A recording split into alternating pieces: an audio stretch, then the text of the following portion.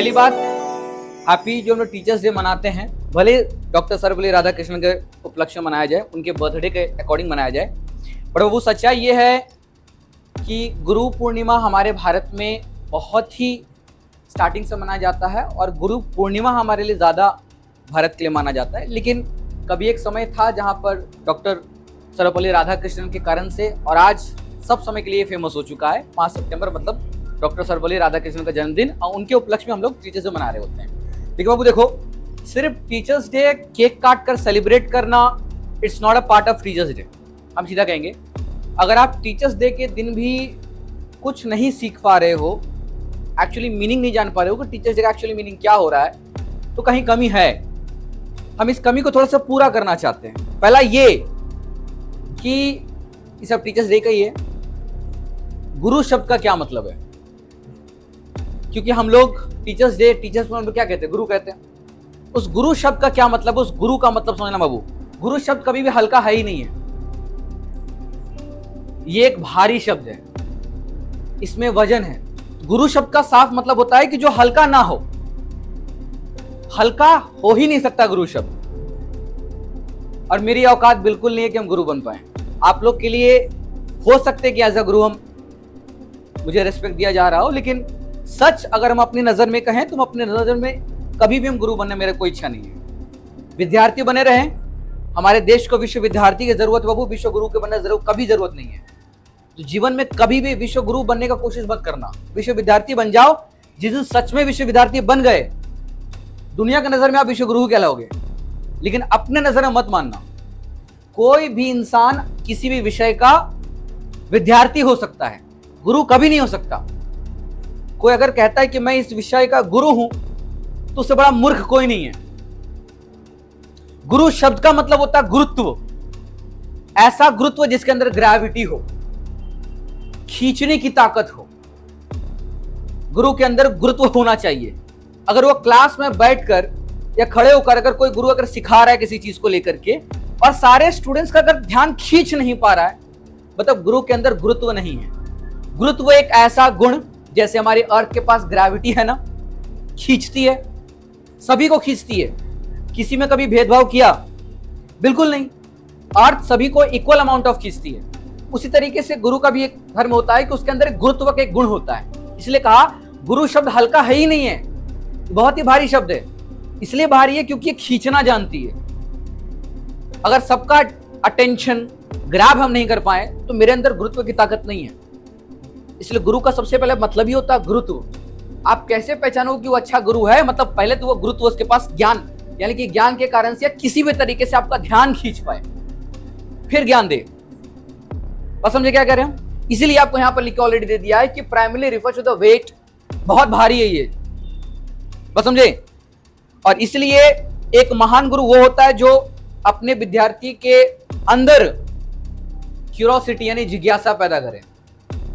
हर चीज जानने की एक जिज्ञासा पैदा करना बहुत जरूरी है। अपने विद्यार्थी को एक अंतर्दृष्टि होती है ना, अंतर्दृष्टि कहने का मतलब होता है कि आंतरिक दृष्टि, मतलब आप किसी चीज को किसी ऊपरी भाव से नहीं बल्कि एक अंदरूनी भाव से देखने की कोशिश करो। यह भी गुरु से सीखने मिलता है विद्यार्थी के रूप में। अंदरूनी एक दृष्टि दे, एक बेहतर मनुष्य और बेहतर साधक बनने के लिए काम करे।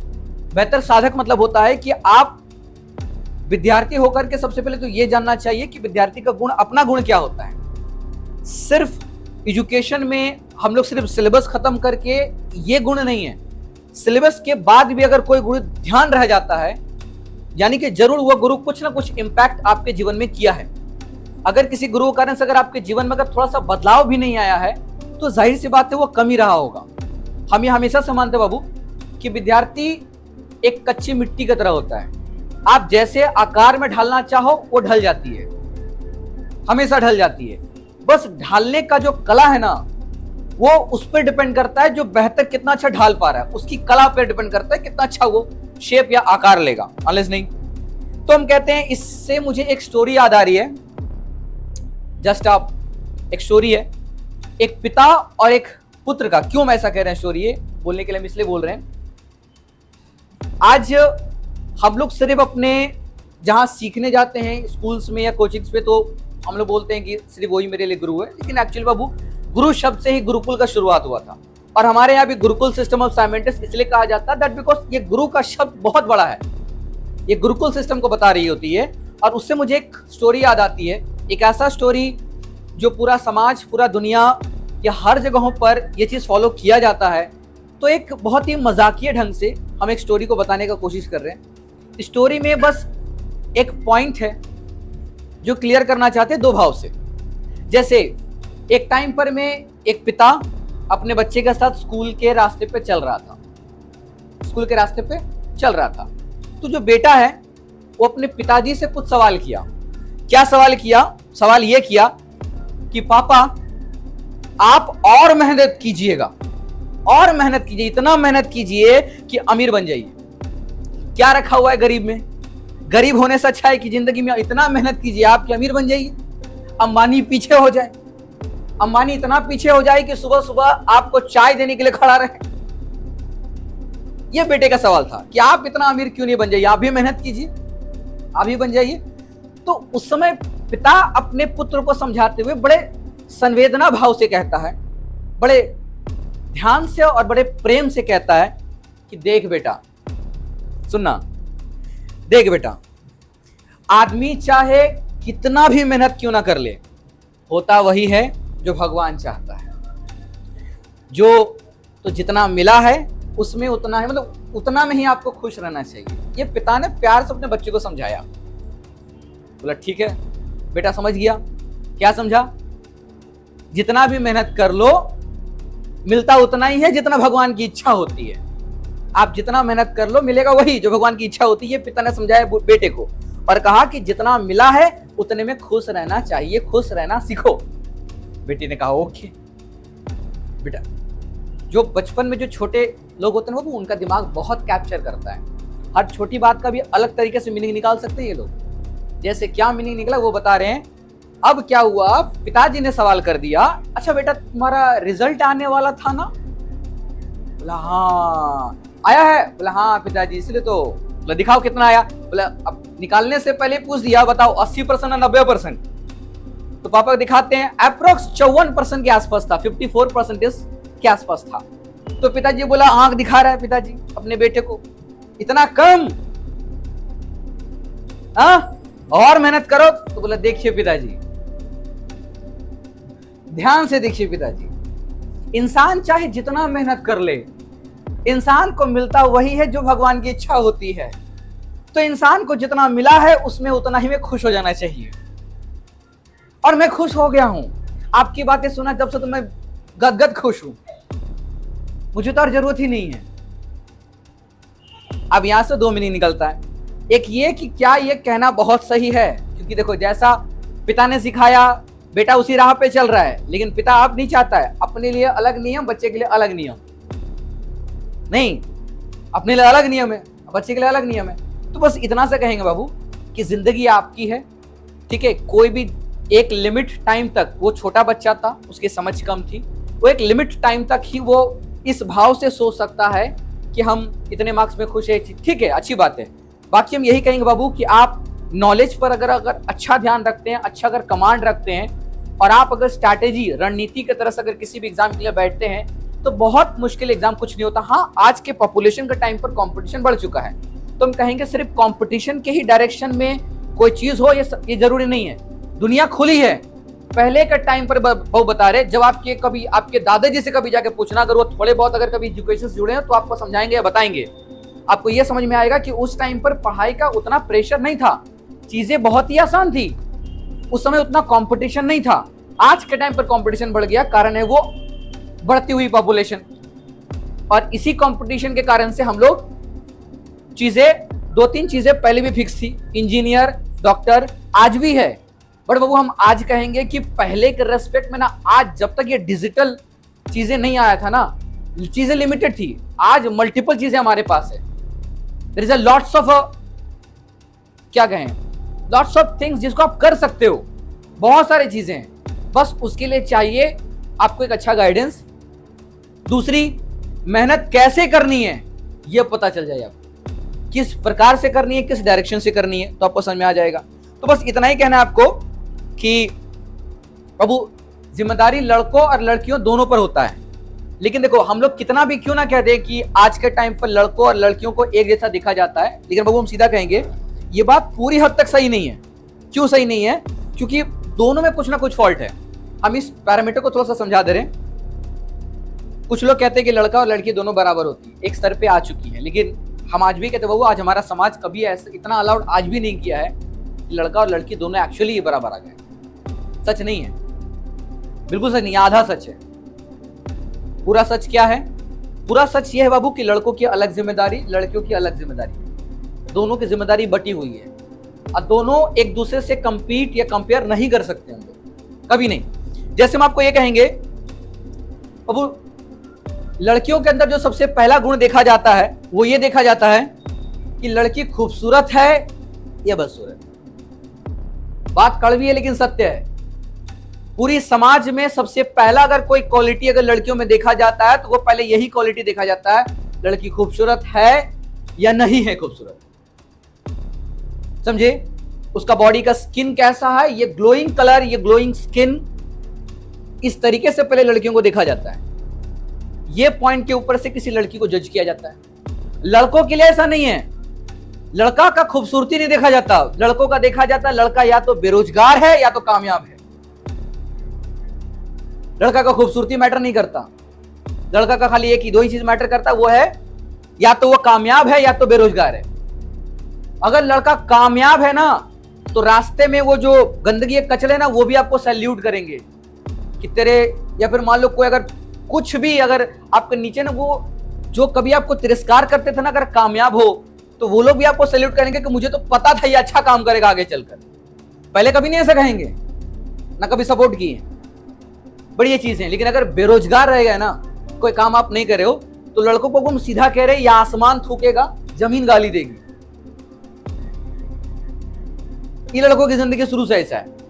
लेकिन लड़कियों का इसके अलग एकदम विपरीत। पहला पॉइंट नंबर 1, हमारा समाज में लड़कियों को इस भाव से हमेशा से देखा जाता है कि अगर लड़की खूबसूरत है और लड़की खूबसूरत नहीं है। इसके पीछे कारण क्या, हम आपको वो भी समझा दे रहे हैं। पॉइंट नंबर 1 कि समाज का इस तरह से देखने का क्यों हो गया कारण, पुराने तरीके से अगर देखा जाए तो ब्रिटिश से पहले लड़कियों की चीजें बहुत अच्छी थी, लड़कियों को अधिकार हुआ करता था बहुत कुछ का, ठीक है।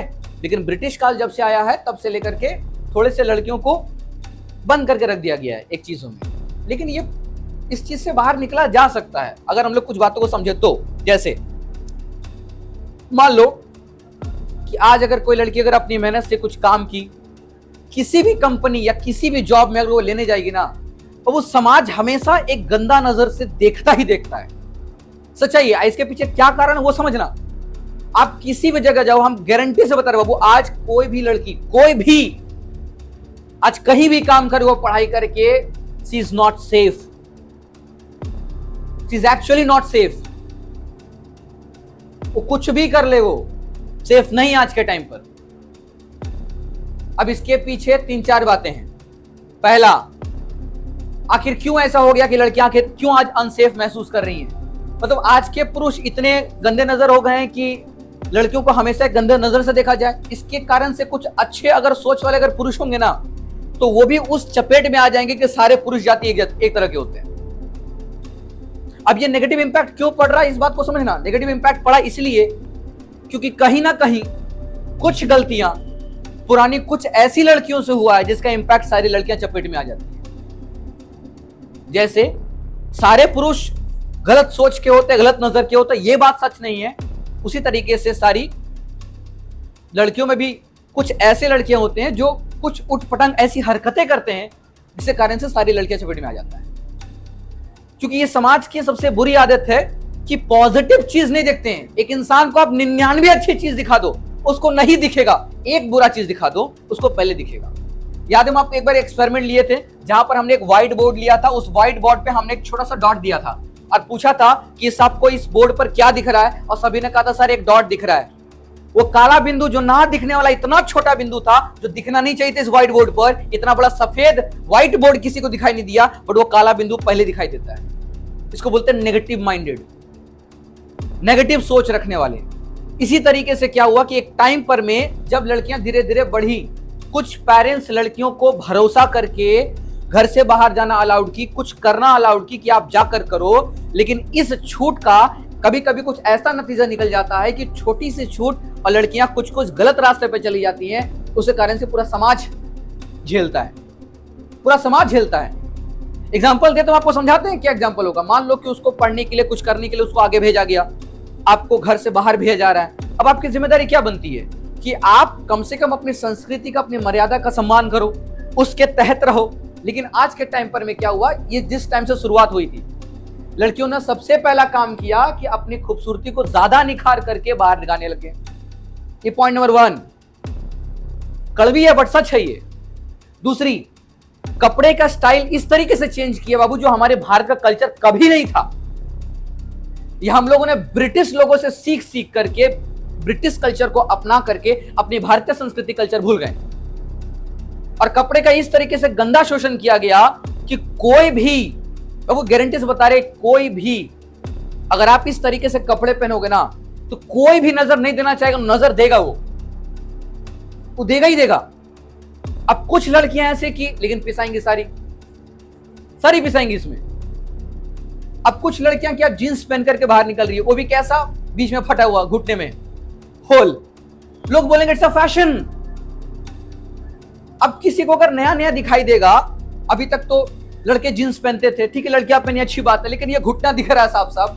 अब कोई लड़का देखेगा तो उसको क्या लगेगा, उसको अजीब नहीं लगेगा, वो देखेगा ना। याद एक पीके मूवी था, सभी लोगों ने कहीं ना कहीं देखा होगा, उसमें याद एक सवाल किया गया था, बोला गया था कि बात बताओ, तुम्हारे प्लेनेट पे सब नंगे लोग रहते हैं क्या?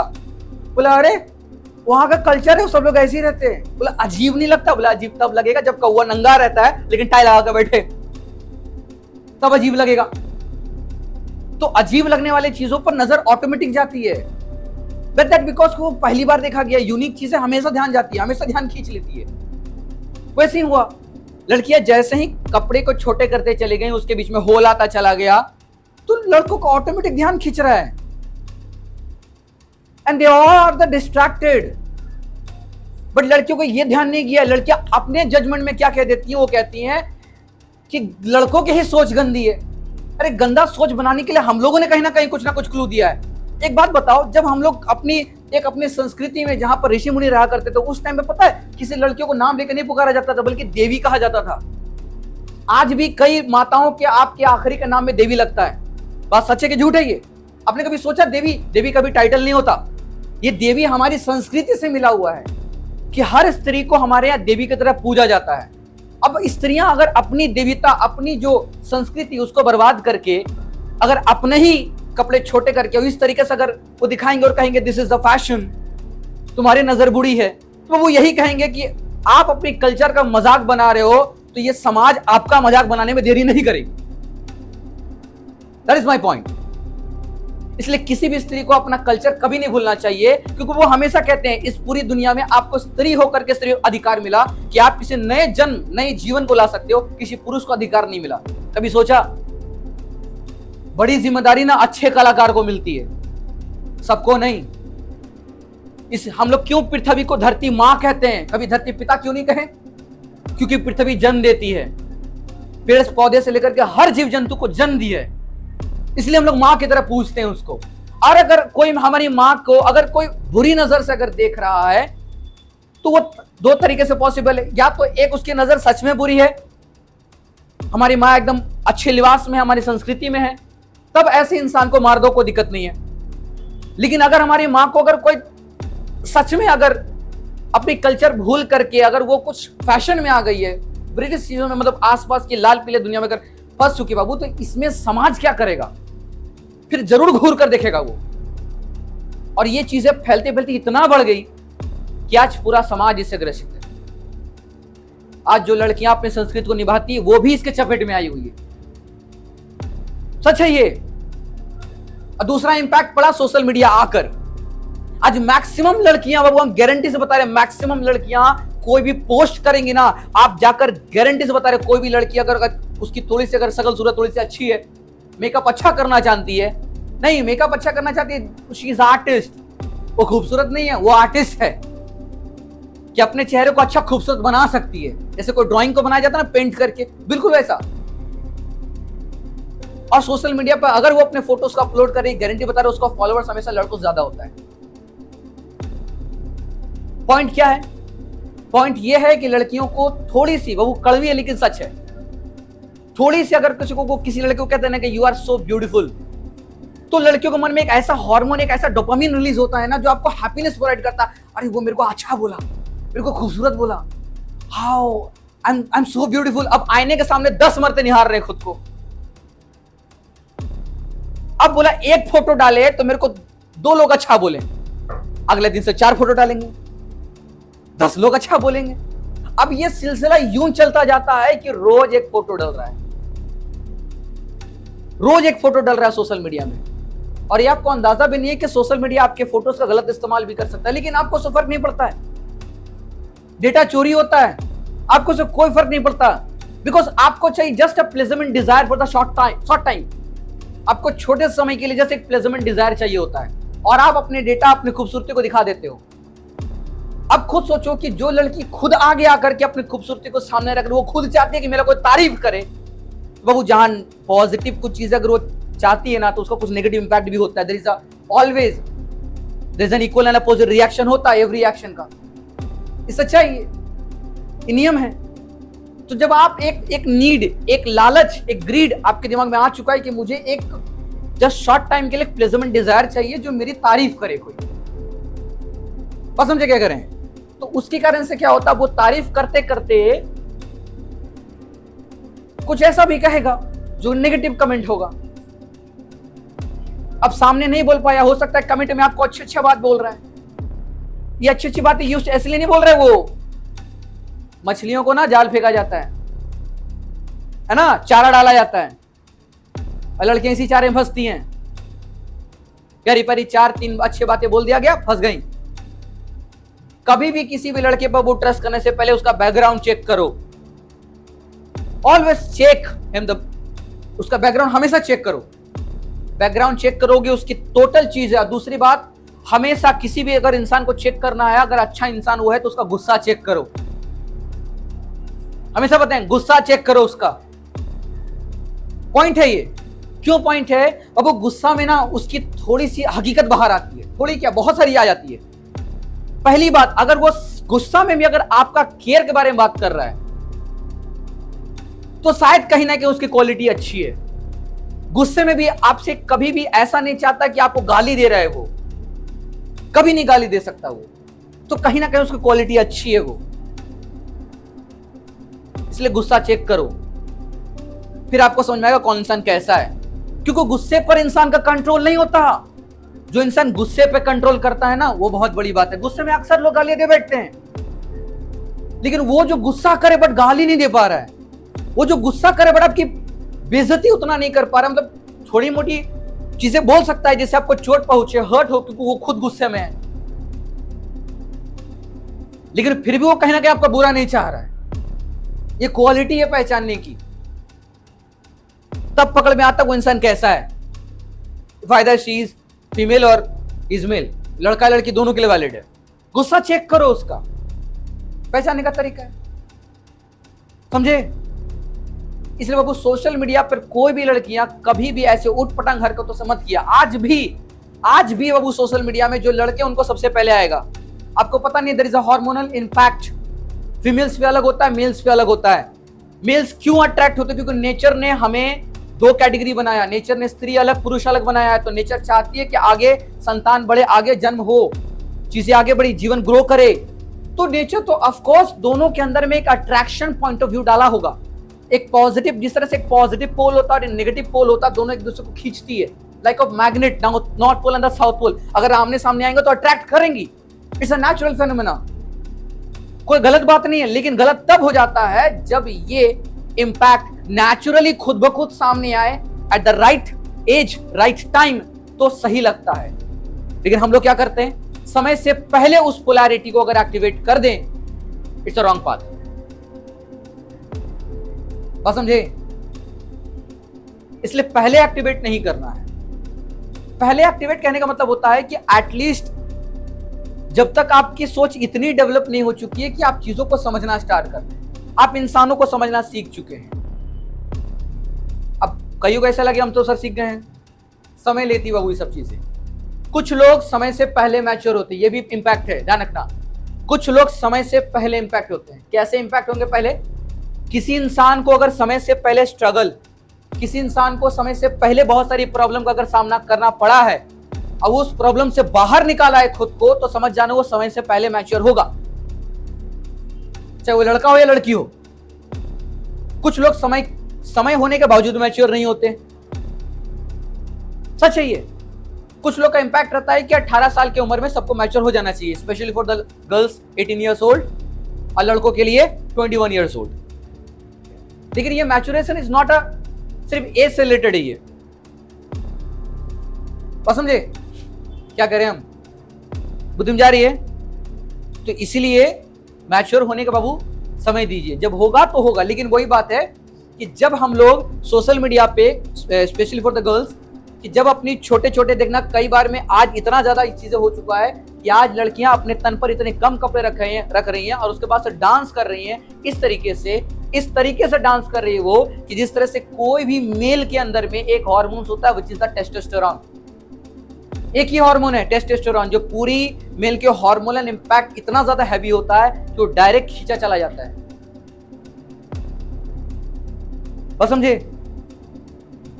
फीमेल्स के पास भी होती है एस्ट्रोजन एंड प्रोजेस्टेरोन, वो भी खींचते हैं। लेकिन वही बात है कि उनको बहुत समझना मुश्किल है। इसलिए नहीं कहा जाता है कि पुराने, हम तो बहुत ही कुछ बात कहेंगे बाबू, पुराने कई लोगों का यह मान्यता है और आज भी ये मानते हैं कि जितना सरल पुरुष को समझना है ना, उससे कई गुना ज्यादा मुश्किल एक स्त्री को समझना है।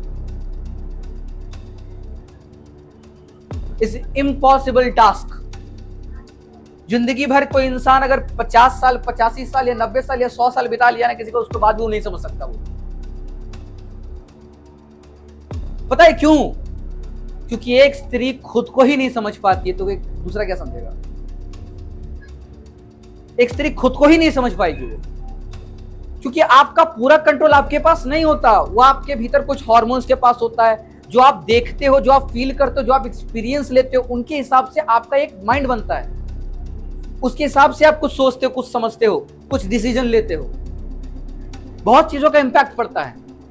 इसलिए कहा जाता है बाबू कि मैं ताउम्र परिस्थितियां बदलने में लगा रहा, सामने की परिस्थिति बदलने में लगा रहा, कभी नहीं बदली परिस्थितियां। लेकिन जिस दिन मेरी मनस्थिति बदली ना, उस दिन परिस्थितियां बदलती हुई दिखी। मुझे बदलने की जरूरत मनस्थिति है, ना कि परिस्थिति। मनस्थिति यानी यहां सोच बदलना पड़ता है। जिस दिन मनस्थिति बदलेगी, परिस्थिति ऑटोमेटिक बदलता हुआ दिखाई देगा। बाबू हम सबसे यही कहते हैं, ये देवी का स्वरूप बहुत मुश्किल से मिलता है। लड़कियों के अलावा ये देवी का स्वरूप किसी को नहीं मिलता। ये स्वरूप आपको बचा कर रखना है। वो तभी बचेगा जब आप अपनी कल्चर का सम्मान करोगे।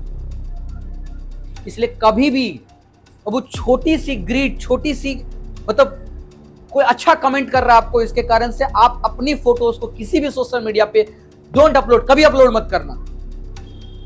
या तो इंस्टाग्राम या कोई भी सोशल मीडिया हो, आप उस फोटो को थोड़ा बहुत अपलोड कर सकते हो जो आप एक अच्छी संस्कृति में हो।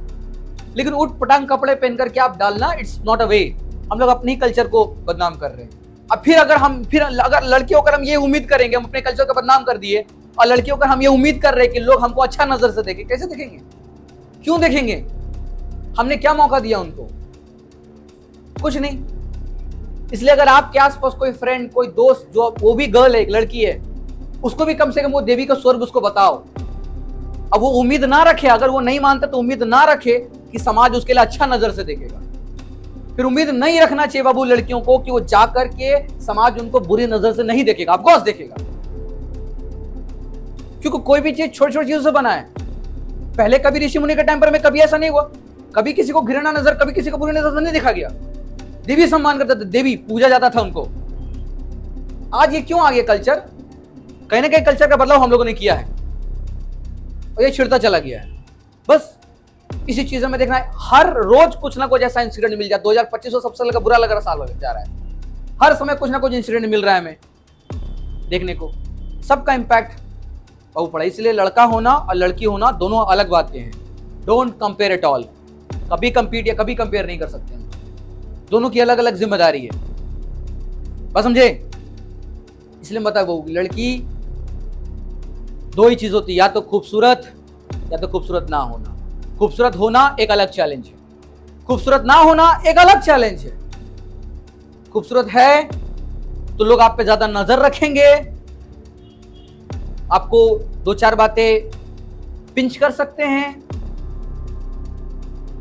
ट्रोल कर सकते हैं, फ्लर्ट कर सकते हैं, ईटीसी। आप खूबसूरत नहीं हो तो आप ये देखोगे कि लोग आपसे ठीक से बात नहीं कर रहे हैं, आपको इंटेंशन नहीं देंगे, आपके काम को नहीं देखेंगे, बिकॉज आप खूबसूरत नहीं है। ये सच्चाई है।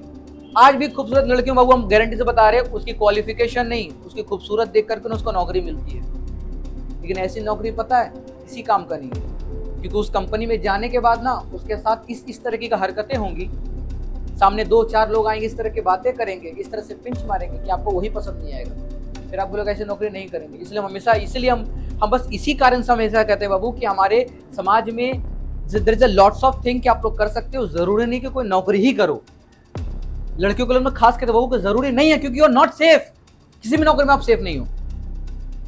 आप अपना काम स्टार्ट कर सकते हो, या आप कोई फ्रेंड सर्कल बना करके कुछ ऐसा कर सकते हो जो इनोवेशन हो। छोटा ही करो, लेकिन हर छोटी चीज में एक अलग यूनिकनेस होनी चाहिए। सच्चाई है। कोई कपड़े के ऊपर डिजाइन बना रहा है तो डिजाइन किस कैटेगरी का बनाया जा सकता है, ये भी एक कला है। बहुत सारी चीजें हैं जो हम लोग कर सकते हैं, और उसका ग्रुप बना करके आपस, अगर हम लोग आपस फ्रेंड सर्कल में बना लिए हैं, उसके बाद कोई लड़की अगर आ रही है नौकरी के लिए, अब वो सेफ है वहां पर। इसीलिए मेरी भगवत गीता वो सीधा सिंधा था, अगर आपको समाज में वो नहीं मिल रहा है जो आप चाहते हो, क्रिएट इट, खुद क्रिएट करो, खुद से क्रिएट करना है आपको। यही सच्चाई है, यही पाथ है। जितना जल्दी समझ जाओगे इस बात को बहुत अच्छा। इसलिए वो रील्स, शॉर्ट्स, इंस्टाग्राम कभी सब मत करना। हम इतना ही कहेंगे, आपको अगर खूबसूरती का बहुत घमंड है बाबू, तो हम गारंटी से कहेंगे आप सिर्फ 50 साल और रुक जाइए। सॉरी माय मिस्टेक, और एज घटा दो, 30 साल और रुक जाइए। और अगर किसी का 10 साल ऑलरेडी हो चुका है, 12 साल 15 साल आ चुका है, तो कहेंगे बाबू और 15 साल खाली रुक जाइए। आपको अपनी ही चेहरे से, स्किन से सदा आपको ही नफरत हो जाए कि इसके लिए हम इतना इज्जत, इतना तवज्जो दे रहे थे। खूबसूरती ढल जाती है, समझे। इसलिए आपको अपने स्किल पे काम करना है। स्किल पे काम करो, आपकी खूबसूरती रहे ना रहे, लेकिन आपका नाम आपके स्किल से, आपकी मेहनत से, आपके हुनर से पहचाना जाना चाहिए, ना कि आपके just temporary based of face. ये हर लड़कियों को हम कहते हैं। समाज नहीं करोगे बाबू तो लड़के पास दो ही ऑप्शन हो जाता है, या तो आप ठीक ठाक काम करो, और नहीं तो आपके पेरेंट्स ठीक ठाक काम कर रहे होंगे कहीं ना कहीं, नहीं समझे, रिश्ता ढूंढ रहे होंगे आपके लिए, कुछ ना कुछ करके भेज देंगे। सीधी बात है। और लड़कियों के अंदर कभी ये भी ईगो नहीं होना चाहिए कि रिश्ता नहीं लेना है, नहीं करना है। नहीं, पहले जांच लो आप। अगर लड़का सच में अच्छा है, सपोर्ट करना जानता है, बाबू आप पूछ लो, बात कर लो, दोनों के बीच में एक बार अच्छे से समझ लो चीजों को। जब ऐसा समय कभी आए इन फ्यूचर, तो बैठकर बातचीत कर लो, समझ लो एक दूसरे को कि इस तरीके का मेरा कुछ चाहत है, मेरी कुछ इच्छाएं हैं, और हम फिर आगे ये कदम उठाना चाहते हैं। आप हमारा सपोर्ट करेंगे तो हम अलाउड कर रहे हैं। उसके बाद जरूरत पड़े बाबू तो कागजी कार्रवाई भी करवा लो। अगर ये बात जो आपने कबूल किया, ये बात अगर कंप्लीट नहीं किए, तो फिर मेरी इच्छा हम क्या करेंगे। वैसे भी उतना जरूरत नहीं पड़ता है, बिकॉज लड़कियों के पास there is a lots of option. समाज में या फिर हर कानून व्यवस्था में लड़कियों को हमेशा ज्यादा ही मिलता है इम्पैक्ट, हमेशा ज्यादा इम्पैक्ट मिलता है। आप एक जाकर केस मारोगे, उसका पूरा जिंदगी क्या, पूरा घर क्या, पूरा खानदान बर्बाद हो जाएगा। मेरी बात पर अगर शक बाबू, इतिहास उलट कर देख लो, इतिहास उलट कर देख लो। लास्ट क्लास में हम आप लोग को लास्ट मूवी दिखाए थे, याद आ रहा है? दिखाए थे ना? क्या पता चला था आखिरी में? सबका कारण क्या था? एक लड़की। कितना गया? पूरा खान ही खत्म हो गया। कितनी संपत्ति थी? इतना कि देख करके हम लोग को तो इतना चला गया। There is just one girl. इसलिए बोलते हो स्त्री अगर सृजन का है ना प्रतीक, तो विनाश का भी प्रतीक है वो।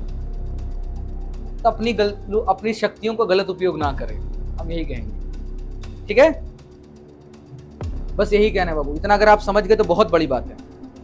दूसरी बात, चलिए अब हम लोग थोड़ा सा टॉपिक पे चले आते हैं। टीचर्स डे का टॉपिक था, लेकिन आप लोगों को आप एक जिस गुण से आप गुजर रहे हो वो समझाना बहुत जरूरी था।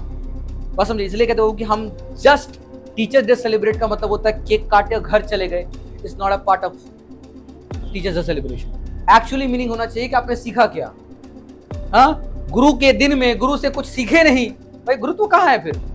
हमारे अंदर गुरुत्व था ही नहीं, फिर तो सिखा कर भेजेंगे हम आपको। मेरे चैलेंज, आगे बढ़ते हैं।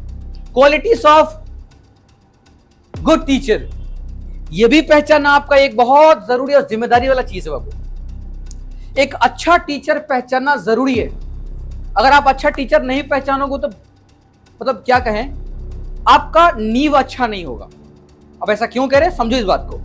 मेरा बस चले, बस छोड़ो, अगर मेरी साइकिल भी चल जाए ना बाबू, तो गारंटी से बता रहे हैं हर स्कूल के किताब के पीछे वाले पन्ने में ना हम लिख कर दे दे हम कि good quality of teacher, teacher कैसे होना चाहिए वो हम लिख के देंगे। खैनी खाना मना है, नहीं खा सकता हो।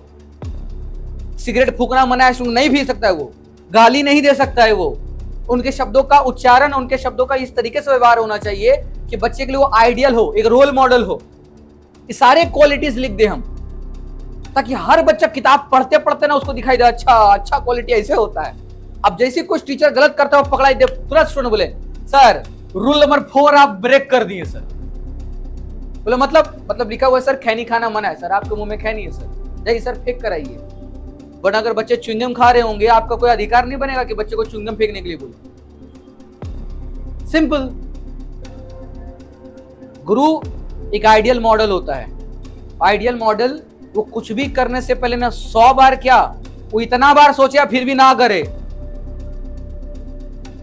समझे?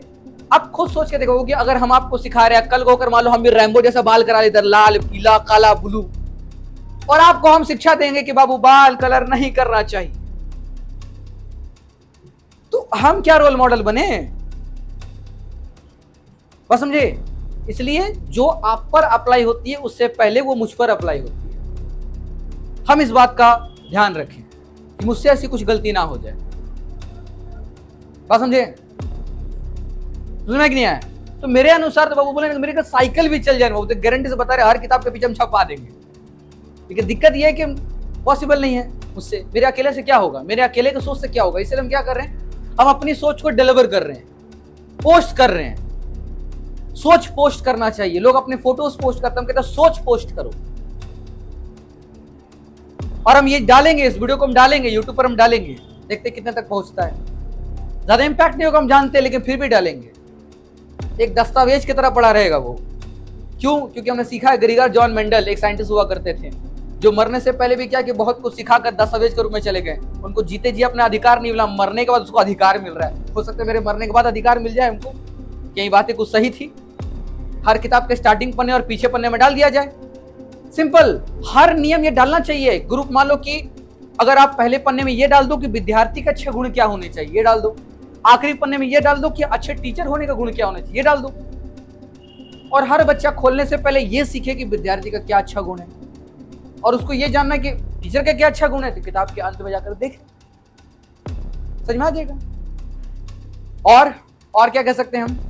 मेरा अगर साइकिल चला तो ये काम करेंगे, बस चला तो क्या करेंगे सर, बस चलेगा तो बस उसके बाद तो यहाँ नेम प्लेट लगा देंगे सबके यहाँ। सब सही बता रहे हैं, हम नेम प्लेट लगा देंगे। हमने ये बात क्यों सीखा? हमने ये बात सीखा आर्मी से। आर्मी में क्या होता है पता है? नेम प्लेट तो लगता है ना नाम का, लेकिन रैंक के हिसाब से यहाँ कंधे पर लगाया जाता है, जिम्मेदारी होती है कंधों पर, इसीलिए। और हम कहेंगे हर टीचर पे ना यहाँ नेम प्लेट लगा दो, A grade teacher, B grade teacher, C grade teacher, D grade teacher. बच्चों के फीडबैक पर कौन टीचर कितना अच्छा पढ़ा रहा है, बता रहा है, बच्चे कितने सेटिस्फाइड है, उस बात के लिए उसको ग्रेडिंग मिलना चाहिए। और जिस स्कूल में अगर ये मान लो कि 20-25 टीचर पढ़ा रहे हैं ना, और उसकी सैलरी भी ना उसको ग्रेड के हिसाब से मिलनी चाहिए। ग्रेड स्विच होना चाहिए एकदम। जैसे गेम खेल तो लेवल चेंज होता है ना, वैसे ग्रेड स्विच होना चाहिए बहुत आसानी से। अगर अच्छा बहुत अच्छा काम करता है उसको ए ग्रेड में, जिसका इसका सैलरी कार्ड है सब उठा के उसको दे दो, ये ग्रेट टीचर है, उसका घर भर जाना चाहिए, अच्छा कर रहा है वो। उसको देख करके डी वाले को जलन होगा, अरे मेरा सैलरी कार्ड लिया, हमको डी ग्रेड में ढकेल दिया, अब हमको भी मेहनत करना पड़ेगा। अब वो किसी टीचर से जलेगा नहीं, बल्कि उल्टा मेहनत करने के लिए सोचेगा वो कि अब मुझे ज्यादा देना है। अब वो टीचर खुद पढ़ेगा वो। इसलिए टीचर या गुरु होना बहुत जिम्मेदारी का काम होता है बाबू। कोई भी अगर सिर्फ अपने समय तक खाली पढ़ करके सिर्फ पढ़ा रहा है बाबू, कभी वो टीचर के रूप में नहीं कहा सकता। एक टीचर रोज पढ़ना चाहता है। एक टीचर कोई भी 3 घंटे का क्लास लेगा ना, उससे पहले से वो डेली तैयारी करेगा। हम इतना कुछ बोलने के लिए ऐसे नहीं बैठे वहां खड़े हैं, क्योंकि हमने उसके लिए तैयारी किया, प्रिपरेशन किया है। अपने माइंड के थॉट्स को हम लिखे हैं, लिखने के बाद हम उस थॉट्स को लेकर आपको बता रहे हैं, बयां कर रहे हैं। ये मेरा प्रिपरेशन है। हम आज भी आपको सिखाने के लिए पहले खुद सीखे हैं, खुद को पहले हमने ट्रेन किया, फिर सिखाएं। बस समझे? ये आपको बहुत समझना है। बुझ में गया? तो ऐसा करोगे तो बहुत अच्छा है। इसलिए हम कहते हैं कि अ good teacher not giving only the academic learning and knowledge. एक अच्छा टीचर आपको सिर्फ नॉलेज लर्निंग दे, इस जरूरी नहीं है। सच बता रहे हैं। एक्चुअली जिंदगी बदलने वाला होना चाहिए। देयर इज अ चेंज, वो आना चाहिए। देयर इज अ कम्युनिकेशन, एक क्लियर कम्युनिकेशन होना चाहिए। यानी कि जो हम बात कह रहे हैं वो आपके दिमाग में नहीं, दिल के आर पार निकल जाए। ऊपर से नहीं जाने, दिल के आर पार निकल जाए एकदम। लेकिन सर आपकी बातें चीरती हुई चली गई है। अब अगर कोई बात चीरती हुई जा रही है ना, तो समझ जाना बाबू कि वो ऐसी बात है जो बोलते नहीं क्योंकि अंदर घुस गया, नहीं घुसा नहीं, वो निकल के पार हो गई वो। अब वो निशान जाएगा नहीं, क्योंकि चोट खा के गई है। सो बातें चुभनी चाहिए, लगनी चाहिए कि हमने कुछ दिया, कुछ सीखा। There is a clear communication is must be important. दूसरा, फ्रेंडली बिहेवियर। बिल्कुल इतना फ्रेंडली बिहेवियर होना चाहिए बाबू कि कोई भी बच्चे आपसे कुछ बोलने से पहले कतराए नहीं, डरे नहीं। इतना ट्रस्ट होना चाहिए। नहीं सर हैं, अगर हमसे कुछ गलती हुआ है हम खुलकर बोल सकते हैं। कुछ हुआ है सर माफ कर सकते हैं, कुछ होगा हमको पनिशमेंट दे सकते हैं, कुछ पीट सकते हैं, ऑफकोर्स हो सकता है। अभी मैं आपसे कितना प्यार से सभी से पूछा, वो कोई दिक्कत है हमको बताइए, खुल के बताओ। लेकिन सच में होता तो जरूर बताते। अगर हो सकता है कि हमसे कुछ बात छुपा रहे हैं, वो आज ना कल मुझे पता चली जाएगा, उसका टेंशन नहीं है। अगर सच में ऐसा कोई बात है तो पता चली जाएगा मुझे। अब बात नहीं है तो कोई बात नहीं चलेगा। और समझे? ठीक है, कोई बात नहीं। तो हम तो बोले बाबू, कोई कहता ना कि धूप में हम बाल सफेद करके यहाँ पहुंचे, वो हम धूप में बाल सफेद करके नहीं पहुंचे, हम सीख कर पहुंचे हैं। हमने इंसानों को परख कर पहुंचे हैं यहाँ। अब मुझे उसकी आंखें पढ़ना आता है, कौन क्या सोचता है, क्या बोलता है, क्या करता है, कितना वो छुपा सकता है, वो सब चीजें मुझे करना आता है। इसलिए हम आप लोग के साथ फ्रेंडली रहते हैं। कारण बस वही है कि आपकी जो चीजें वो तुरंत खींच ले हम। वो कहते नहीं है रीडिंग बिटवीन द लाइन्स, समझ में आया? रीडिंग यानी रीड बिटवीन द लाइन्स। कुछ लोग सिर्फ लाइन नहीं पढ़ते हैं, बल्कि शब्द है ना, वर्ड्स के बीच में जो गैप होता है ना, गैप, वो गैप तक पढ़ लेते हैं। सर ये क्या है? ये तब समझ में आएगा आपको जब आप एक्चुअली उस नीड को पकड़ पाओगे। इसको कहते हैं रीड, यानी कि बिटवीन द लाइन्स को पढ़ना। उस गैप को पढ़ लेते कि गैप क्यों दिया गया, पॉज क्यों लगा है। समझे? इसलिए मेरा हमेशा जमाना बाबू कि स्टूडेंट्स के लिए एक टीचर एक रोल मॉडल होना चाहिए, जिसमें स्टूडेंट्स टीचर की तरह, मतलब एटलीस्ट उसके मन में ये भाव आ जाए कि सर मुझे आपकी तरह बनना है। कभी ऐसा भाव भी आना चाहिए कि एटलीस्ट हम भले कुछ और काम करें, लेकिन कोशिश ऐसा हो कि हम आपकी तरह एक अच्छा सिटीजन बन पाए। लेकिन वो हम हमेशा कहते हैं कि ना मेरी सोच आपके अंदर है, ना मेरा दिमाग आपके अंदर है। हाँ, बस डिलीवर होकर आप मेरे राह पर चल सकते हो। अगर आपको ठीक लगे तो आप खुद को मॉडिफाई कर सकते हो, बट बिल्कुल मेरे तरह बनना इट्स इम्पॉसिबल। कोई किसी की तरह नहीं बन सकता। आपको खुद की तरह बनना है। बस आप कुछ चीजों को फॉलो कर सकते हो कि ये बातें मुझे ध्यान में रखना, ये गलती नहीं करना, ये गलती से बचना है, ये काम करना जो मुझे इस रास्ते पे लेकर जाएगा। कुछ दिक्कत आए 2 मिनट 10 मिनट या एक दिन बैठकर सोच लेना, ध्यान से परख लेना है कि इस काम का क्या नतीजा, क्या चीजें मुझे देखने को पड़ सकता है। फिर कदम आगे बढ़ाएंगे। अगर कुछ प्रॉब्लम से कुछ प्रॉब्लम्स आ रही हैं, कुछ रिस्क है, तो उस रिस्क को भी एनालाइज करेंगे कि अगर मेरे लिए ये बात बहुत जरूरी है तो हम ये रिस्क लेने को रेडी हैं, मेरे आगे चलकर ये मुझे बहुत एक फायदा दिला सकता है तो हम ये रिस्क को अंजाम देने के लिए रेडी हैं। तो टीचर भी वही करता है, it's all about of risk.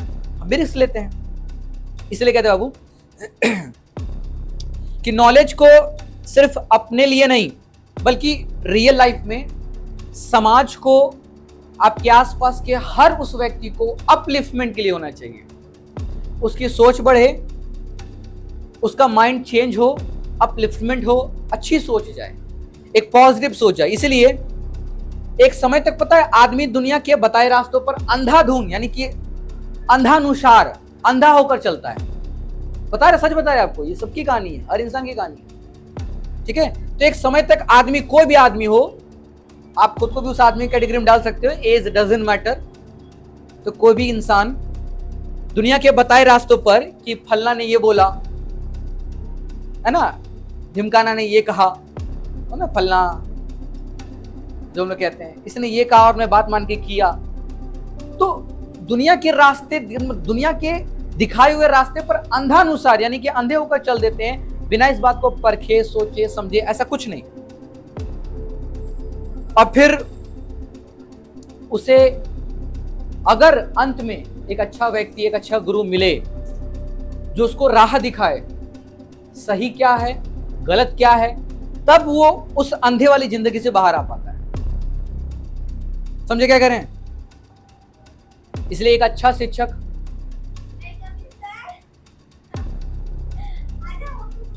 जल्दी आ जाओ, सामने से बैठ जाओ, क्लासेस ऑलमोस्ट 1 आवर क्रॉस कर चुका है। नीचे झुक के बैठिएगा, नीचे झुक के आइएगा, इधर इधर यहाँ नीचे झुक के, यहाँ से नीचे झुक के आइए, झुको, गुड, जाओ, जाकर वहाँ बैठ जाओ, सामने से बैठ जाओ, उधर बैठ जाओ, जगह है वहाँ पर, बैठ जाओ। समझे? तो एक अच्छा शिक्षक कभी पढ़ाता नहीं है, बल्कि एक अच्छा टीचर बिल्कुल वो नहीं है जो फेयर कॉपी बनाए, फेयर कॉपी बनवा रहा है आपसे, वो बिल्कुल नहीं है। एक अच्छा टीचर ये बिल्कुल नहीं होता जो आपको ये बता दे कि न्यूटन्स ने ये कहा था, ये न्यूटन्स का नियम है। एक अच्छा टीचर बिल्कुल वो नहीं होता जो फॉर्मूला ये बता दे कि ये फॉर्मूला यहां काम करने से ये सवाल सॉल्व हो जाता है। एक अच्छा टीचर उसको कहते ही नहीं है। तो अच्छा टीचर किसको कह रहे हैं, बात समझो। अच्छा टीचर कहते हैं किसको, वो समझो। कोई भी किताब का लेसन अगर आपको कोई सिर्फ बता दे रहा है तो ये सामान्य बातें हैं। सिलेबस कोई भी खत्म कर सकता है, कोई भी खत्म कर सकता है सामान्य रूप से। लेकिन आज के टाइम पर एक बात बताओ, गूगल, चैट जीपीटी, एआई, इन सब के पास कितना इंफॉर्मेशन, आपको आइडिया है? कितना डेटा हो सकता है, कितना डेटा स्टोर, आपको आइडिया है?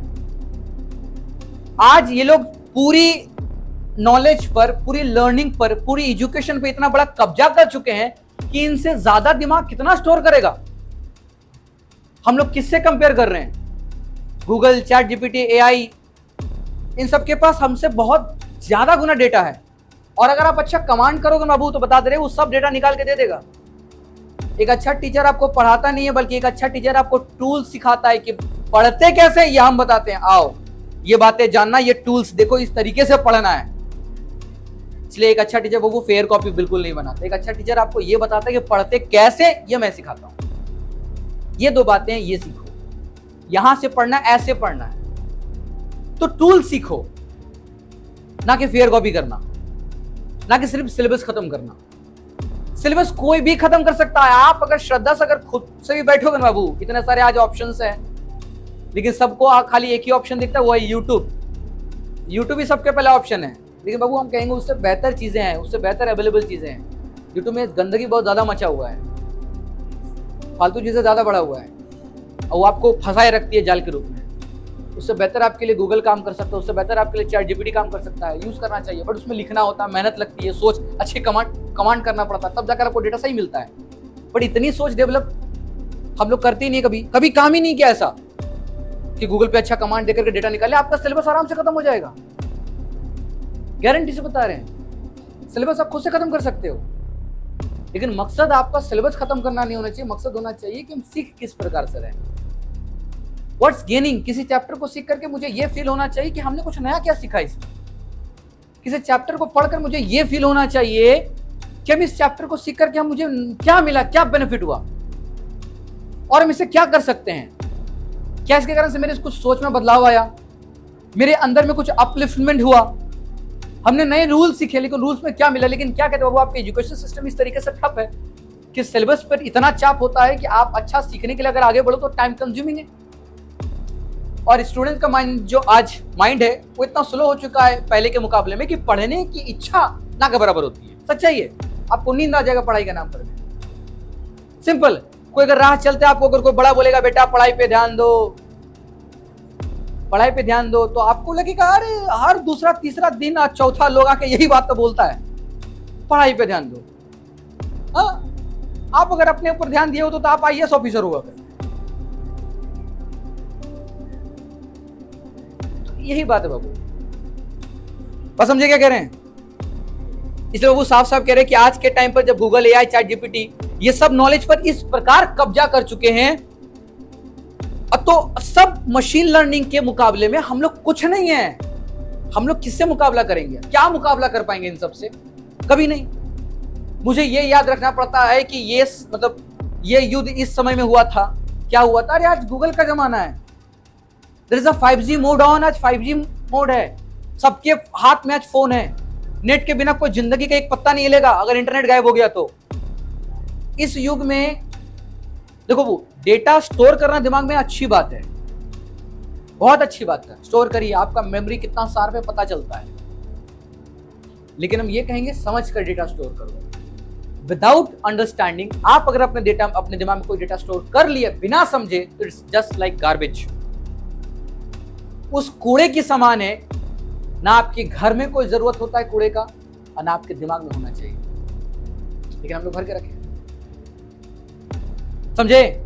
इसलिए कहते हैं बाबू, जो अपने जीवन में आप लोग 1 साल तक रटोगे और सीखोगे ना बाबू, वो गूगल, चैट जीपीटी ने 1 मिनट भी समय नहीं लगाएगा उस चीज को सीखने के लिए, आपसे आगे निकल जाएगा। इसलिए हम साफ कह रहे बाबू कि एक अच्छा, इसीलिए कहते हैं कि आज के टाइम पर पता है टीचर एक गुरु का अस्तित्व खतरे में है। सच बता रहे हम, गुरु यानी टीचर का अस्तित्व खतरे में है। क्यों खतरे में है? क्योंकि धीरे धीरे अच्छे टीचर लुप्त हो रहे हैं, एक्सटिंक्ट। बायोलॉजिकल इवोल्यूशन चल रहा है, गायब हो जाएंगे एक दिन। टीचर खतरे में है, टीचर का अस्तित्व, क्योंकि आज टीचर क्या कर रहा है, जस्ट ऑफ कंटेंट डिलीवर कर रहा है। इस इंसान ने ये बोला और हमने यही बात बोल करके बता दिया, कभी ये फील नहीं कराया कि वो उस समय क्या सोचा होगा, क्योंकि वो खुद ही फील नहीं किया इस बात को, क्या सिखाएगा। सबके सिखाने का तरीका अलग अलग होता है। अब मेरा शुरू से बाबू यही मानना होता है, अगर आप किसी चीज को सीख रहे होते हो तो आप उसकी अंडरस्टैंडिंग लेने के साथ सीखो, ताकि आपको फील हो कि आप एजुकेशन का हिस्सा हो, पार्ट। जैसे एक पेड़ में अगर एक पत्ता टूटता है ना, तो पेड़ को दर्द होता है। अगर आपके शरीर का अगर एक नाखून अगर आपसे अलग हो जाए, आधा काट के नहीं पूरा अलग हो जाए, तो आपको दर्द होगा। उसी प्रकार से अगर आपसे एजुकेशन अगर समझ नहीं आ रही है, लेकिन अगर आपने समझ लिया, सीख लिया, फिर आपके दिमाग से अलग होने से पहले ना आपको तकलीफ होगा और आप अलग नहीं होने दोगे। इसलिए अच्छी एजुकेशन चाहिए, क्वालिटी चाहिए। इसलिए कहते हैं बाबू कि अच्छा टीचर वो है जो सिर्फ ज्ञान नहीं देता, बल्कि ज्ञान अर्जित करने के टूल्स देता है। समझे? टूल्स देता है, टूल्स। इसका बहुत सिंपल से डेमो हम इस बात से दे सकते हैं बाबू कि आपके घर में तरह तरह की छोटी मोटी चीजें खराब होती रहती है। It's true. हम लोग तुरंत क्या करते हैं, उस काम को नहीं जानते हुए किसी ना किसी मिस्त्री के आस में पड़े रहेंगे कि कोई मिस्त्री आएगा और ठीक करेगा, या हम लोग लेकर जाएंगे मैकेनिक के पास तो ठीक होगा। क्यों? अगर हम लोग बचपन से जहां मैकेनिक के पास जा रहे हैं उसको इतना ज्यादा अच्छे से ऑब्जर्व करें और छोटी मोटी चीज अगर खुद करें तो अच्छी बात है ना। अब एक ट्यूबलाइट खराब पड़ा हुआ है और आप ट्यूबलाइट खोल करके नया ट्यूबलाइट चेंज नहीं कर पा रहे हो, तो ये आपकी गलती है। ये आपकी गलती कि आपके पास इतना भी टैलेंट नहीं है। तो खुद को इतना कमजोर मत बनाओ। हर चीज करने का हुनर आपको आना चाहिए, और शुरुआत घर से है। आपके घर के अंदर बहुत सारी लर्निंग है, बस आपको हाथ बटाना है, काम करना है। समझे क्या कहें? बस समझे?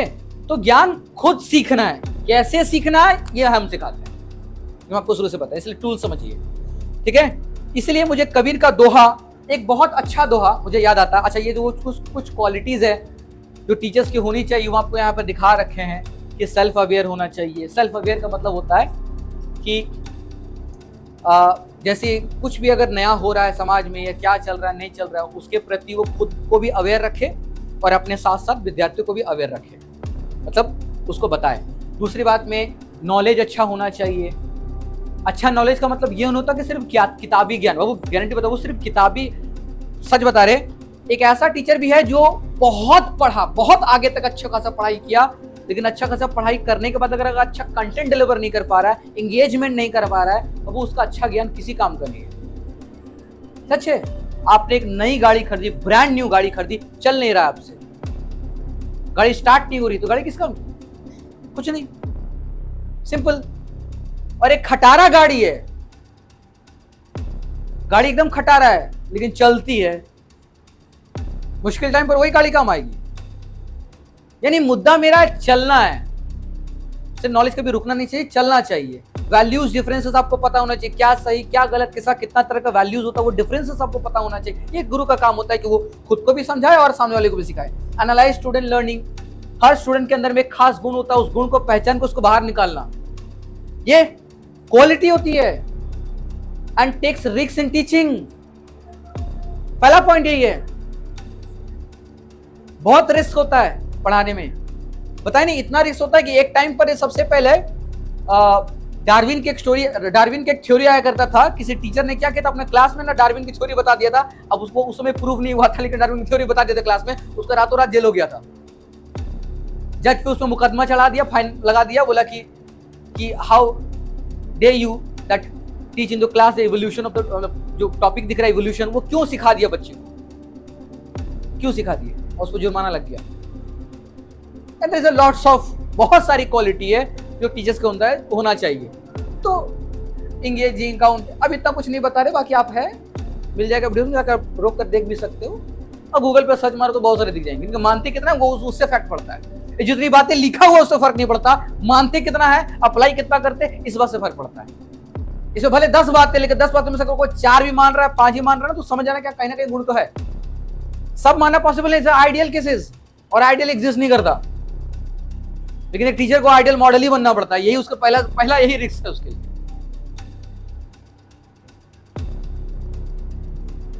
अ good teacher is like a candle, सच है ये, कि खुद को कंज्यूम करके दूसरे को फिल करना। इस डायग्राम में आपने कभी ना कभी ये फोटो कभी ना कभी देखा ही होगा, गारंटी बता रहा है, कहीं ना कहीं आपने देखा ही होगा सोशल मीडिया में। लाइक करके चले जा गए, लाइक करके स्क्रॉल करके चले गए, क्या सीखा?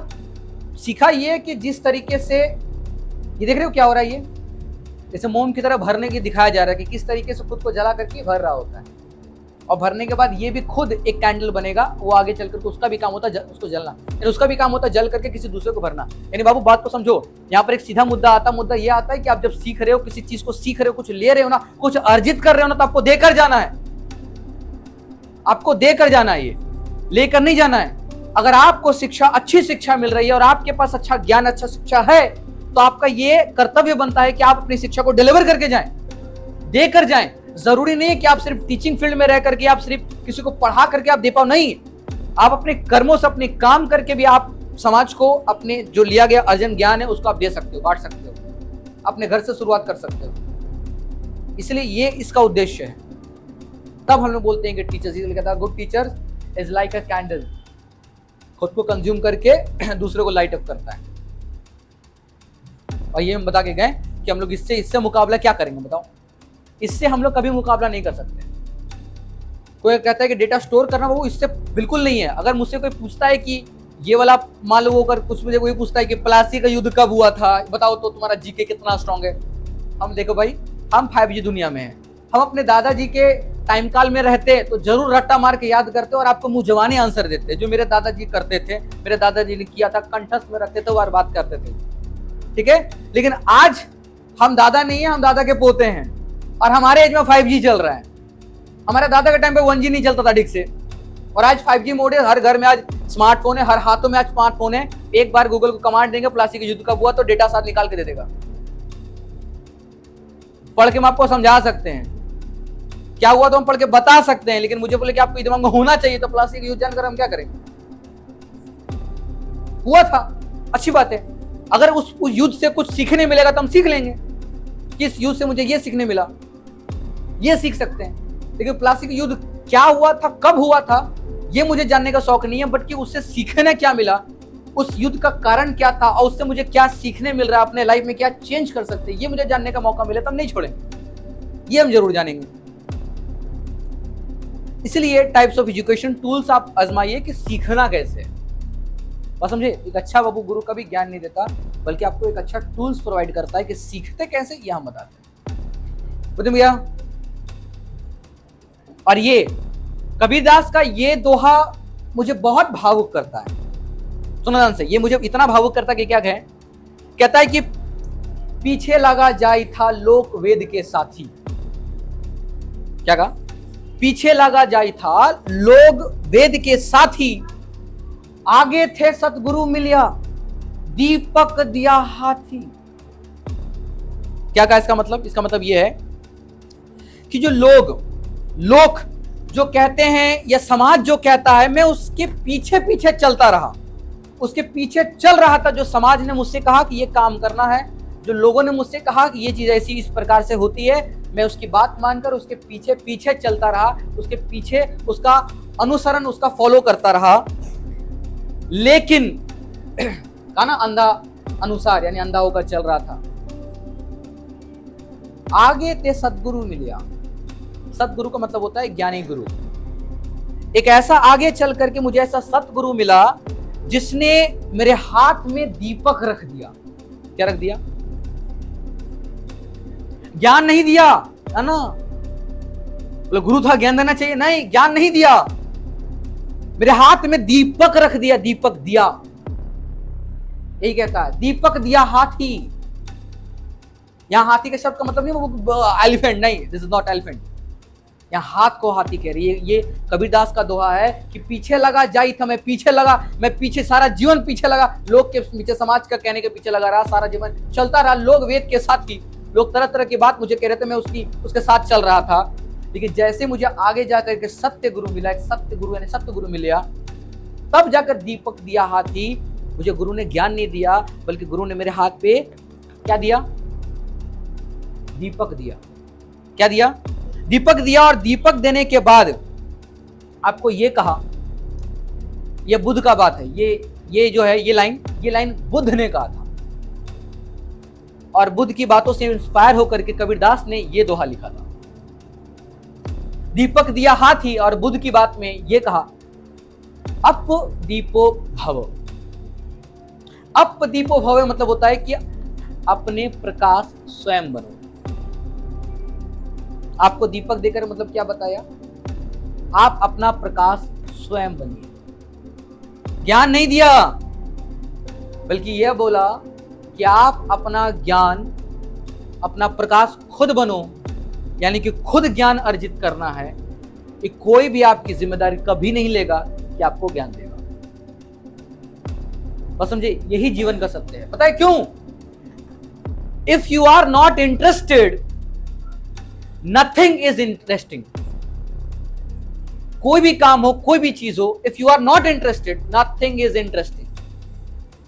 अगर आप इंटरेस्टेड नहीं हो तो कुछ भी चीज आपको इंटरेस्टिंग नहीं लगेगा। यानी सबसे पहले आपको इंटरेस्टेड होना पड़ता है। You must be interested in any kind of topic, तब वो चीज जाकर इंटरेस्टिंग बनती है। इसलिए कहा मुझे ज्ञान नहीं दिया, दीपक दिया, कहा अपने प्रकाश स्वयं बनो, यानी पहले खुद को प्रकाशित करो। आप पहले अपने अंदर वाई क्लियर करो कि मुझे ज्ञान चाहिए क्यों, करना क्या है, सीखना क्यों है। मेरे अंदर ये जिज्ञासा आ गई है कि मुझे अब ज्ञान सीखना है। अब गुरु ज्ञान देगा, अब गुरु के पास ज्ञान लेना जाओ, अब वो सिखाएगा। अब ध्यान से श्रद्धा के साथ बैठो, अब वो सीखेगा। लेकिन उससे पहले आपको खुद को दीपक की तरह रोशन करना पड़ता है। इसी का मतलब होता है अप दीपो भव, अपने प्रकाश स्वयं बनो। बुझ में गया क्या कि नहीं गया? गुड। जैसे मुझे इसी प्रकार से याद है, ये कौन है? तो बता सकता है? कौन है ये? एग्जैक्टली ये अलेक्जेंडर द ग्रेट, यूनान का राजा सिकंदर। यूनान का राजा सिकंदर है ये सिकंदर। ये पूरी भारत विश्व, भारत छोड़ दो, भारत तो छोटा सा, पूरा विश्व जीतने निकला था। पूरा विश्व, समझ रहे? विश्व मतलब पूरा जहां निकला था, जीतने निकला था। और यूनान के टाइम पर में, यूनान में रहने वाले एक बहुत बड़े फिलोसोफर, याद है पिछले क्लास में फिलोसोफर का थोड़ा सा हिंट बताए थे, फिलोसोफर किसको बोलते हैं? वो अलग ही राह पे चल पड़ता है, उसको दुनियादारी मोह माया कुछ फर्क नहीं पड़ता, वो अलग ही दुनिया में जी रहा होता है। तो एक फिलोसोफर थे जो अमीर घराने का हुआ करता था, और वो अपनी पूरी धन संपत्ति को छोड़ करके, वो अमीर घराने को छोड़ करके वो एक फिलोसोफर बन गया, एक ज्ञानी साधु की तरह बन गया, और सबको राह दिखाता है। सोने के लिए कहीं पर भी सो जाता है, पत्थर पर, रास्ते पर, कहीं भी सो जाता है, कहीं जंगल में सो गया, पेड़ के टहनी पर सो गया, रास्ते पे सो गया, गुनगुना रहा है गाना, कुछ बोल रहा है। जो आता है मदद के लिए उसको ज्ञान दे रहा होता है, ये उसका काम होता है। वो अलग, वो मोहमाया से दूर हो चुका है। तो ऐसा एक फिलोसोफर का उस टाइम पर यूनान में ख्याति बहुत गूंजा, इतना ख्याति गूंजा कि इस राजा सिकंदर के पास पहुंच गया। अब पहुंचने के बाद इसकी दिली इच्छा हुई कि एक बार हम विश्व युद्ध पर जाएं, मतलब विश्व को जीतने के लिए जाएं, उससे पहले उनका आशीर्वाद ले लें, मिल लें। बोला ठीक है। तो वो जो फिलोसोफर थे, वो जो साधु था, जो सब त्याग करके बैठा हुआ था, वो मस्त एक दिन की दोपहर के टाइम पर में पहाड़ पे, तो पत्थर था बड़ा सा, पत्थर पे लेट करके मस्त सनशाइन ले रहा था। वो सूर्य की रोशनी खा रहा था आराम से, धूप में लेटा हुआ था। उसी टाइम पर सिकंदर आया, हाथ जोड़ा, बोले अपना सम्मान जिस तरह से करते हैं वो किया, और कहने के बाद जो कहा उस बात को आपको सुनना चाहिए। और यहां से एक लर्निंग मिलती है पूरी कहानी से, इसकी सिकंदर की कहानी से एक लर्निंग मिलती है। क्या मिलता है? उसने पहले कहा कि मुझे आशीर्वाद दीजिए आप कि मैं विश्व विजेता बन जाऊं, मुझे विश्व जीतना है, ठीक है, विश्व जीतना है। और उससे पहले ये बात बोलने से पहले जैसे सिकंदर आया ना, तो मुझे एक और अच्छी बात याद आ रही है, जो उस साधु का कहना था, वो बात को सुनो तो और मजा आएगा आपको। तो ये पता चला उस समय कि जैसे वो गया था, तो जाने के बाद में पहले तो जाकर वो महाराजा राजा है, अगर कुछ मांगने आया है, आशीर्वाद मांगने आया, तो पहले वो कुछ देना पसंद करता है। राजा है, थोड़ा ईगो है, पहले कुछ देंगे, आशीर्वाद में फ्री में नहीं चाहिए, कुछ देंगे। तो गए साधु के पास जाकर के, वो मस्त सनशाइन पे लेटा हुआ था, सामने गया, सामने उसके ठीक सामने खड़ा हो गया, वो लेटा हुआ है, खड़ा हो गया सामने आकर, नमस्कार किया और बोला कि मैं आपकी क्या सेवा कर सकता हूँ, मैं आपके लिए कुछ कर सकता हूँ, आपको बताइए क्या चाहिए। बोलते वो सब तो ठीक है, लेकिन थोड़ा सा साइड हो जाओ, पहले ये काम कर लो मेरे लिए, साइड हो जाओ। बोले क्यों? धूप आ रहा था, तुमने रोक रखी है, तुमने रोक रखी है, उसको पहले हट जाओ, साइड हो जाओ। तो बोलते इसको पूछ रहे कि क्या दें, और उसको सब कुछ नहीं चाहिए, उसको सब छोड़ के बैठा हुआ, वो उसको धूप चाहिए जो रोक के रखा, तो साइड हुआ। अब बात किया कि मुझे विश्व विजेता बनना है, मुझे दुनिया जीतना है। तो पता है उसने क्या कहा? तो साधु ने कहा, दुनिया जीतने वाला कभी खुद को नहीं जीत पाता, कभी खुद को नहीं जीत पाता। दुनिया जीतने से पहले खुद को जीतना है। तो कहा सिकंदर की, उस समय कहा कि मैं अब खुद को जीतने के लिए क्या करूं? आ जाओ मेरे बगल में बैठ जाओ, सिखाते हैं कैसे। बोले नहीं, अभी तो मैं विश्व विजेता के लिए निकलना चाहता हूं। बोले जब तुम ठान ही चुके हो कि विश्व विजेता बनना ही है, तो बन के आओ, बाद में बात करते हैं, जाओ। और वो निकल गया। और आपको जाहिर सी बात है कि भारत पर सिकंदर कब्जा नहीं कर पाया, ये सच्चाई है। लेकिन आज भी हम लोग बोलते हैं कि जो जीता वही सिकंदर, लेकिन सिकंदर कभी जीता ही नहीं। विश्व सभी को गुलाम बना चुका था, लेकिन भारत पर कब्जा नहीं कर पाया पूरा, वो ये सच्चाई है, कभी कब्जा नहीं कर पाया। तो क्यों हम लोग आज भी बोलते जो जीता वो सिकंदर? भारत पर कभी जीता ही नहीं वो, ठीक है। हमें ऐसा कहना चाहिए कि वो राजा, वो जो पूरा हर जगह को जीत लिया, वो भारत नहीं जीत पाया।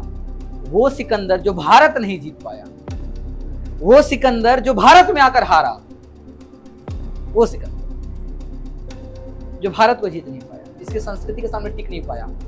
और जब इतना खून खराबा करने के पास, पता जब लौट कर गया उसी साधु के पास में, लौट कर गया सिकंदर के पास, लौट कर गया, और बोला मैं अब आपकी शरण में आना चाहता हूँ। और उस समय वो धीरे धीरे समय बीतता चला गया और एक टाइम पर सिकंदर की मृत्यु हुई। और मृत्यु के टाइम पर साधु सामने आया और एक बात कही, ठीक है, सिकंदर सामने आया और एक बात कही कि यूं तो सिकंदर के हौसले आली थे, यूं तो सिकंदर के हौसले आली थे। आली मतलब होता बहुत महान, हौसला मतलब होता हिम्मत। जो विश्व जीतने चला था उसके पास भाई हिम्मत तो बहुत था, कंटिन्यूस जीतना है सभी में, रेस्ट नहीं था उसके पास, रेस्ट नहीं लेता था वो। इसलिए कहा था वो साधु आके मरने के बाद वो कहता है कि यूं तो सिकंदर के हौसले बहुत आली थे, मतलब कि आली थे, बहुत ऊंचे थे। और वो साधु मरे हुए सिकंदर की डेड बॉडी को दोनों हाथ ऊपर करके दिखाया और कहा लेकिन देखो मरने के बाद ये दोनों हाथ खाली थे। जो विश्व विजेता जीता, इतना कुछ किया, तो साथ कुछ नहीं ले आ पाया। क्या सीखने मिला इससे? सीखने यही मिला बाबू कि इसी तरीके से हम लोग अपने लाइफ में बहुत कुछ सीखते हैं, लेकर कुछ नहीं जा सकते। जो लिए हैं आपको वापस रिटर्न करना है, यही इस दुनिया में यही सिद्धांत है। आप जो भी ले रहे हो, हम भी जो भी आपको दे रहे हैं, वो आपको रिटर्न करना है, इसी समाज को रिटर्न करना है। इसलिए हम जो भी सीखते हैं हम ये रिटर्न करते हैं। ये मेरा अपना जिम्मेदारी और आपका भी जिम्मेदारी होना चाहिए। आप जो भी इस समाज से ले रहे हो, जो भी आप सीख रहे हो, वो आपको वापस करना है। आपको कुछ भी लेकर नहीं जाना है, आपको पूरा देकर जाना है। यही लर्निंग का फैक्ट है। और लास्ट और अंतिम, इसके बाद हम क्लास खत्म कर देंगे। लास्ट और अंतिम एक ऐसी स्टोरी जो हम बोलना चाहते हैं, ये थोड़ी सी फिलोसॉफिकल स्टोरी है, बहुत खास स्टोरी है। बहुत लोगों को ये स्टोरी कम समझ में आएगा, बहुत लोगों को स्टोरी उससे भी कम समझ में आएगा। ज्यादा किसको समझ में आएगा? जिसके जीवन में कुछ ऐसी घटनाएं घटी, जिसके सामने कभी इस प्रकार का कुछ स्ट्रगल आएगा, उसके बाद ये चीज जो आज हम बता रहे हैं, ये स्टोरी कभी याद रह गई जीवन में, तब उस समय आपको समझ में आएगा जब आपके साथ कुछ इस प्रकार का घटना घटेगा। इसलिए एक फिलोसॉफिकल स्टोरी है। और इसका हम शीर्षक जो हमने रखा है वो है मछली, पानी और जाल। ये शीर्षक है स्टोरी का, मछली, पानी और जाल। इस पूरी स्टोरी में आपको बस यही 3 शब्द का ही मतलब ढूंढना है। हम समझाने की कोशिश करेंगे लेकिन हम क्लियर नहीं कर पाएंगे, क्योंकि अलग अलग लोगों के लिए इसका अलग अलग मीनिंग हो सकता है। आपको यही ढूंढना है, मछली कौन है, पानी कौन है और जाल कौन है। ये आपके जीवन में आपको एक समय आएगा, तब जाकर आपको अपने जीवन में इसका उत्तर मिलेगा। आज वो स्टोरी सुन लो और जीवन भर तक इसको ध्यान रख लेना। सुनकर जाओ तो याद, अगर आपको पास कोई डायरी कोई चीज है तो वहां लिख लेना, फोन में मत सेव करना, डिलीट हो जाएगा। डायरी में कहीं हो तो लिख लेना स्टोरी, हमने सुना मुझे याद रखे, स्टोरी लिख लेना। कभी होगा फुर्सत में, एक टाइम पर आएगा, स्टोरी खोलकर पढ़ना, अगर सिचुएशन ऐसा आया तो आपको समझाएगा। तो हम आपको बताते हैं। मछलियों को लगता था कि जैसे वे तड़पती हैं पानी के लिए, मछलियों को लगता था कि जैसे वे तड़पती हैं पानी के लिए, पानी भी उनके लिए वैसा ही तड़पता होगा। पानी भी उसके लिए वैसा ही तड़पता होगा। लेकिन जब खींचा जाता है जाल, समुद्र में या गंगा में जब जाल फेंका जाता है, तो जब खींचा जाता है जाल, फेंकने के बाद जब जाल खींचा जाता है मछली को फंसाने के लिए, खींचा जाता है जाल, तो पानी मछलियों का साथ छोड़कर जाल के खिड़कियों से निकल भागती है, निकल भागती है। ध्यान समझो क्या करें। मछलियों को लगता था कि जैसे वे तड़पती हैं पानी के लिए, पानी भी उनके लिए वैसा ही तड़पता होगा। लेकिन जब खींचा जाता है जाल, तो मछलियों का साथ छोड़कर जाल के खिड़कियों से पानी निकल भागता है। और पानी मछलियों का देश है, पानी मछलियों का देश है। कहने का मतलब क्या है, मछलियों को पानी में ही रहना है। तो पानी मछलियों का देश है, लेकिन मछलियां अपने देश के बारे में कुछ नहीं जानती। मछलियां अपने ही देश के बारे में, यानी अपने ही पानी के साथ कितना गहरा संबंध, क्या संबंध है, कुछ नहीं जानती। और ये सारी लाइन में मछली, पानी और जाल किसी को रिप्रेजेंट कर रही है। ये वही समझ पाएगा जिसके जीवन में ऐसा कभी कुछ मौका आए, जो फेस करेगा, तब उसको ये उत्तर मिलेगा कि यहाँ मछली कौन है, जाल कौन है और पानी कौन है। मछली जिस पानी को अपना समझती है, और अगर ये समझती है, मछली अपने खुद के अंदर ये समझ रही है कि हम जितना पानी के बिना तड़पते हैं, और मछली ये सोचती कि पानी भी मेरे बिना तड़पती होगी। इसकी सच्चाई तब सामने आती है जब जाल फेंका जाता है और पानी मछलियों का साथ छोड़कर चला जाता है। बात समझे? आपको जीवन में ऐसा मछली और ऐसा पानी चाहिए जो जाल फेंका जाए तो मछली पानी के साथ रहे, पानी मछली के साथ रहे। वो गारंटी से बता रहे हैं, जिस दिन उस जाल से मछली का साथ पानी नहीं छोड़ेगा, जाल कभी उठा ही नहीं पाए, मछुआरा कभी नहीं उठा पाएगा। इतना लोड इतना भारी होगा, उठा ही नहीं पाएगा। ना मछली की मृत्यु होगी, और पानी को एहसास होना चाहिए। एक बहुत बड़ा मुद्दा है, एक बहुत ही गहरी स्टोरी है, इसलिए इसका शीर्षक रखे हम मछली, पानी और जाल। बात है समझ में? बुद्धि में गया? बस इतना ही मुझे कहना था। आज अगला सॉन्ग। लेकिन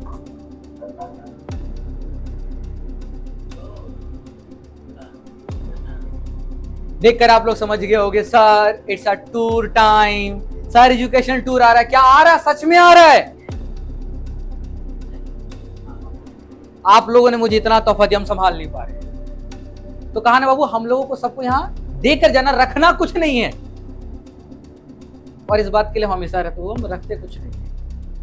जितना बांटते हैं मेरे पास वो बढ़ता ही है, हम बांट देते हैं। आज भी बांटने आए हैं, ठीक है। पहला ही आपको यहाँ ऐसा इंसान मिला होगा जो टीचर्स से भी कुछ देना पसंद करता है। आज तक हमेशा टीचर्स को लेते हुए देखे होंगे, हम हर साल से देते ही देते हैं, ठीक है। पिछले चिल्ड्रंस डे का सेलिब्रेशन थोड़ा सा कमी रह गया था, थोड़ा क्या ज्यादा ही कमी रह गया था। कुछ सिचुएशन ऐसा आ गया था कि कंप्लीट नहीं हो पाया, वरना प्रोग्राम तो पूरा सेट था, ठीक है। तो सोचें कि इस बार जो पिछली बार 4 चांद लगना था, इस बार 8 चांद लगाएंगे। 4 और 4 8 चांद लगाएंगे। एजुकेशनल टूर आ तो रहा है, लेकिन बाबू आपको बता दें, ये चिल्ड्रंस डे का एक बहुत बड़ा तोहफा है। चिल्ड्रंस डे के दिन ये एजुकेशनल टूर होगा, which is the 14th of November।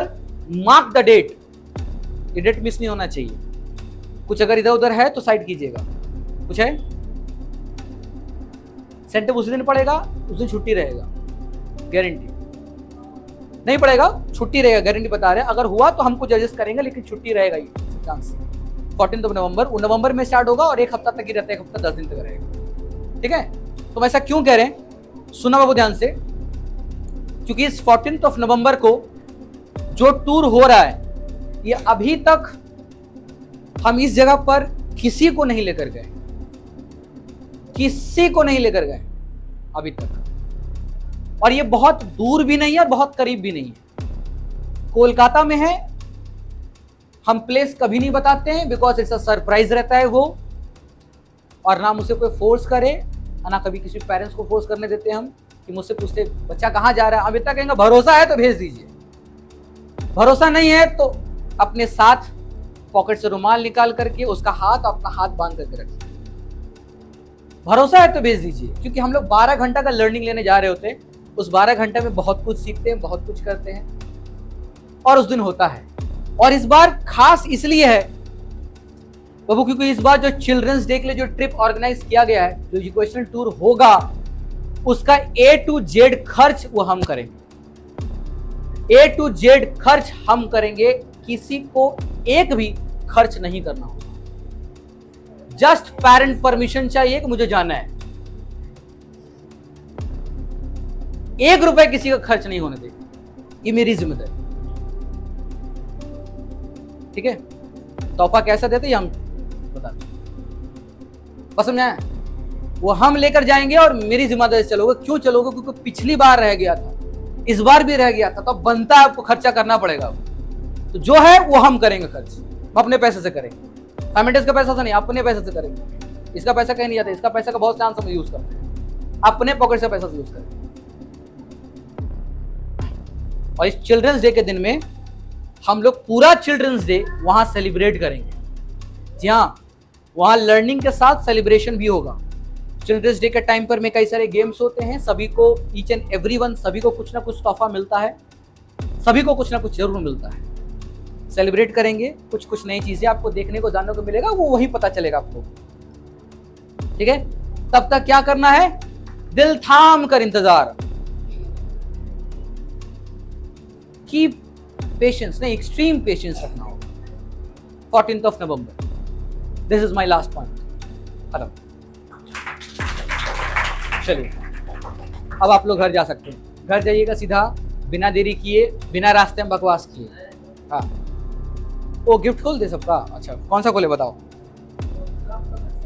ये वाला? चलो ठीक है, खोल दे रहे फिर। बाप रे, तो बड़ा भारी लग रहा है।